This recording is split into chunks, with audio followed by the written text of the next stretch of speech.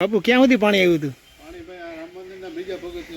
જો આ પગથિયા સુધી, બીજા પગથિયા સુધી ધોડ ધોવાઈ જાય તો આવી જાય, પાછા ઝાડવા ભાંગી જાય ને તો પાછા નહીં થાય. જો અને આ ઝાડવાના બધા પિંજરા હોય.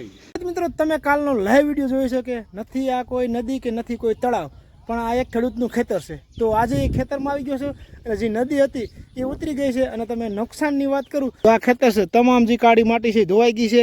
અને આ જો પારો મેં તમને વિડીયોમાં જાતું હતું, ખેતર અને નદી બંને એક હતા. અને આ મેળી પરથી આપણે વિડીયો પણ ઉતાર્યો હતો.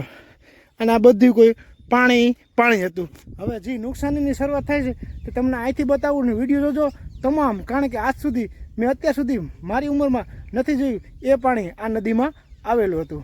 હવે આની પર બહુ ના દબાવતા.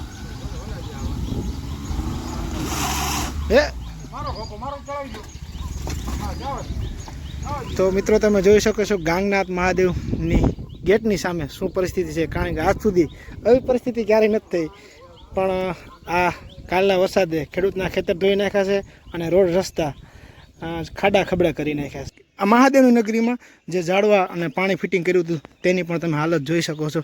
અને આ બધાય ઝાડવા જુઓ, ઝૂમ કરીને બતાવું. અને એની મહેનત હતી, પાણી પાઈને મોટા કર્યા હતા, પણ પાણીએ જ એને પાછા પાડી દીધા છે. ભાઈ આ તો કુદરતી હોનાર જ છે, ક્યાં પણ સર્જાય એનું કાંઈ નક્કી ના હોય. આ બાકડા છે ને બે માણા કીતે હલે નહીં. અને તમે આ જોવો છે અહીંયા પાણીની સ્પીડ કેટલી છે, પાણીનો ગતિ કેટલી છે. બધાય બાકડા કાયદેસર આમ ગોઠવેલા હતા, પણ વેરાન વિખેર થઈ ગયા હતા. બહુ મોટું નુકસાન છે. હવે ખેડૂતનું નુકસાન આગળ આપણે જોઈએ.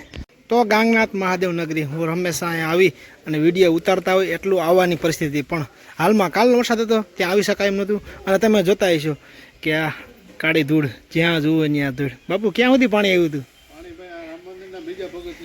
જો આ પગથિયા સુધી, બીજા પગથિયા સુધી, અટાણ સુધી પાણી આવતા, પણ ક્યાં સુધી? આ પગથિયા સુધી આવ્યું. એટલે તમને આગળ જે મંદિરની પરિસ્થિતિ બતાવું. આ કોઠિયાપા અહીંયા હતા, અહીંયા ત્યાંથી હેઠ આવી ગયા. અને આ બધું તમે પરિસ્થિતિ આગળ બતાવું. અને હવે પરિસ્થિતિ છે ગાંગનાથ મહાદેવ મંદિરની. આમ તો હર વર્ષે હોય છે, પણ આ વર્ષે થોડીક ડબલ અને વધારે હતી.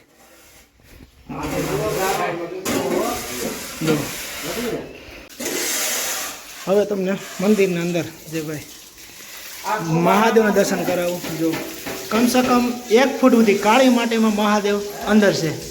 કુદરતી જળ અભિષેક કહેવાય ને ભાઈ. આ તો હર વર્ષે થાય છે, પણ આ વર્ષે થોડોક વધારે, એટલે કે 1.5 અથવા ડબલ જેવું.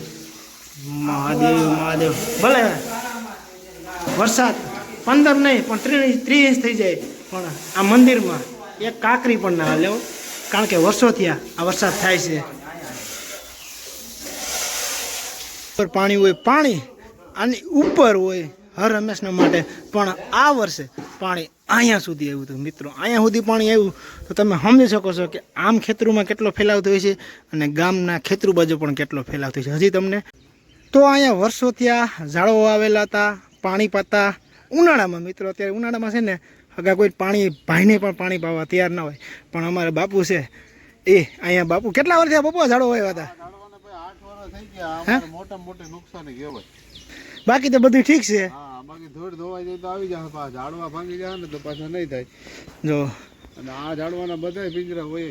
આ ઝાડવા અહીંયા બધા જો પિંજરા છે ને એમ લાગત છે ને અહીંયા બધા હાયરું હતી, બધા પિંજરા વયા ગયા છે ને બધા ઝાડવા આડા પડી ગયા છે. હવે એમાંથી કદાચ 30 થી 25% જેવા ઝાડવા બચ્યા છે. એટલે આ તો મિત્રો છે ને 8 વર્ષ સુધી 5 વર્ષ સુધી મહેનત કરી હોય, ઝાડવા પાણી પાયું હોય ને એને વેદનાની ખબર હોય. બાકી વિડીયોમાં જોઈને તો કે ઓહો નુકસાની બહુ છે, પણ એ તો જઈને ભાઈ મહેનત કરી હોય અને પાણી પાયા હોય ને એને જ ખબર હોય. આ એક ધામની સેવા છે, ગાંગનાથ મહાદેવ નગરીની સેવા હતી. આ કોઈ પૈસા મળે ઘરનું ખેતર હોય તો વાત અલગ છે, પણ આ તો એક મંદિર અને ધામની જગ્યા હતી.